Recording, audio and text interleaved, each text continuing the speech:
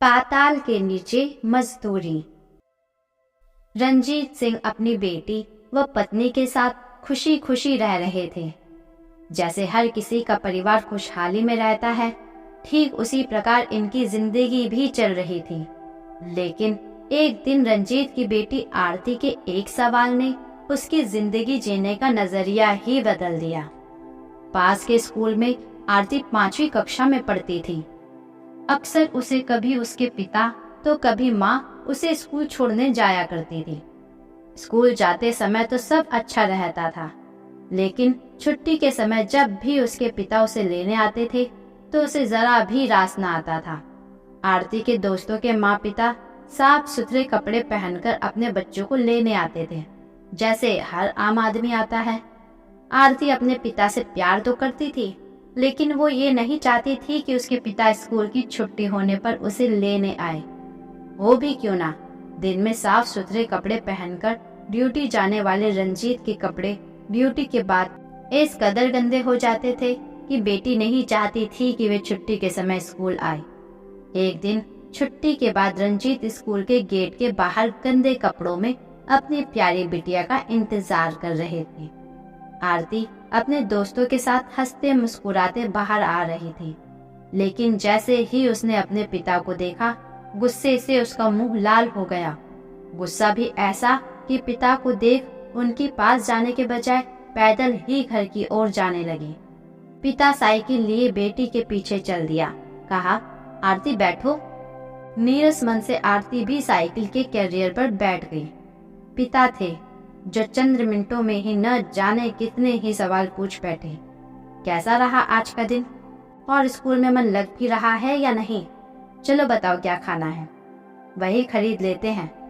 इधर आरती एकदम चुप, मानो उसे अपने पिता से बात ही नहीं करनी है। खैर, घर आया और साइकिल से उतरते ही आरती बैग फेंकते हुए और बड़बड़ाते हुए अपने कमरे में चली गई और रोने लगी। इधर उसकी माँ राधा ने ये सुना तो पीछे पीछे चली आई और पूछा, क्या हुआ आरती?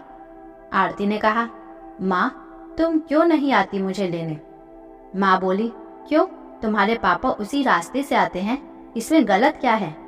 आरती बोली, उनके कपड़े देखे हैं, सुबह तो सब ठीक, लेकिन शाम होते होते कितना गंदा हो जाता है। मेरे सभी दोस्तों के पापा साफ सुथरे कपड़े पहनकर आते हैं। कई बार तो मेरे दोस्त पापा को देखकर मेरा मजाक उड़ाते हैं। माँ तुम ही आया करो ना मुझे स्कूल से लेने। राधा ने कहा, तो मेरी बिटिया रानी इससे परेशान है। अच्छा आरती, तुम ही पापा को ये क्यों नहीं कह देती? कुछ दिनों के बाद आरती पापा के पास गई और कहा, पापा मुझे आपकी एक चीज नहीं पसंद है। रंजीत बोले, क्यों, क्या नहीं पसंद? जरा बोल के तो देखो, तुम्हें खिलौने चाहिए क्या? आरती ने कहा, नहीं पापा, मुझे आपके वो गंदे कपड़े नहीं पसंद। सुबह तो आप घर से साफ कपड़ों में ही निकलते हैं, लेकिन दोपहर होते होते आपके कपड़े इस कदर गंदे हो जाते हैं कि मेरे दोस्त आपको देख मुझे चिढ़ाते हैं। रंजीत बोले, अरे बेटी, तो ये बात है, क्या कहूँ, मेरा काम ही कुछ ऐसा है।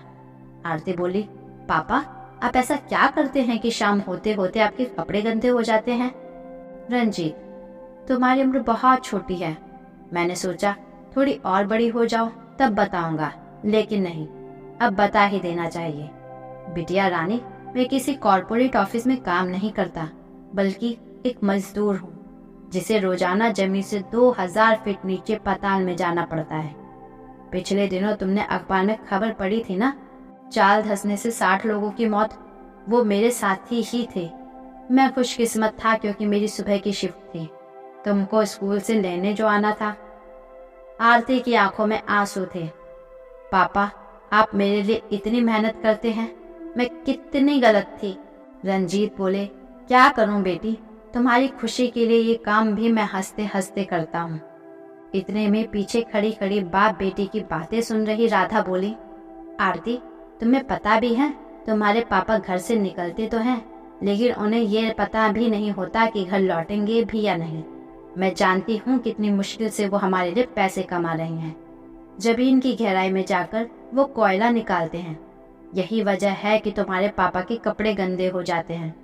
वहाँ गर्मी भी इतनी है कि हम लोग एक पल भी वहाँ नहीं रह पाए। डर इस बात का बना रहता है कि चाल कभी भी धस सकती है। लोग डर के साए में काम करते हैं।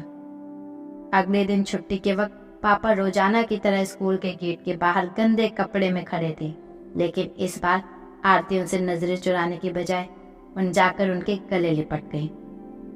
तो दोस्तों, स्टोरी पसंद आए तो प्लीज़ लाइक कीजिए और ये बहुत अच्छी वीडियो भी ज़रूर देखिए। कहानी विश्वास और इंतज़ार की।